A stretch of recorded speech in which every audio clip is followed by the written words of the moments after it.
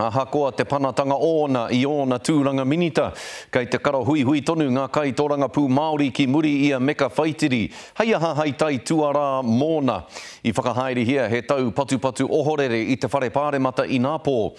Ko te kaupapa, ai rānei, me noho tonu a Meka Whaitiri ki te whare pāremata, hei māngai mo te rohe o te Ikaroa Rāwhiti. Anei rā tātātou tū te tōranga pū, Eruera Rerekura. Ko ia te mema pāremata, kua ngaro nei tōna mana ei minita.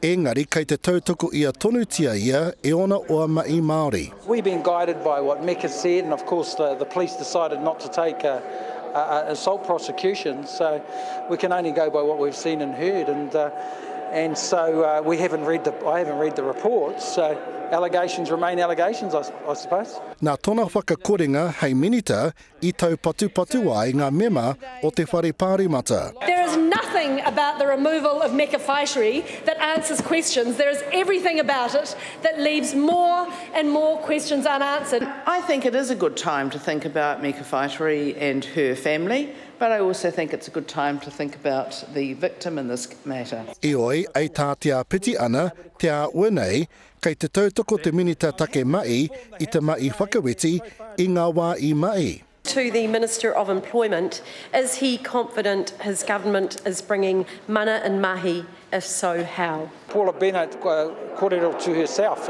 you know, she's the one with a history in terms of bullying, in terms of beneficiaries in our community. So sick of hearing that sort of nonsense. We take this seriously. We take bullying seriously. Engari a akua aua kōrero e pāna kia Whaitiri, kei te aro aina tonu ia e te kāui Māori o Reipa. Momohi ana koe I tō tātou I tikanga kia tautoko ngia. Ahakoa whakae, ahakoa whakahe, engari te mea nui kia tautoko I te tangata. And then you've got the likes of Kelvin Davis out there as well saying, you know, Meka Whaitiri is Māori, so we're with her, people shouldn't be asking questions. Well, I don't think New Zealanders would like that kind of attitude. Hei tā Whaitiri kei te pauri ia ki ana mai. Engari, kaori ia mo te whaki mai ngā tai pito e pāna ki tēnei take, kia putara anō mai te pūrongo whakamutunga.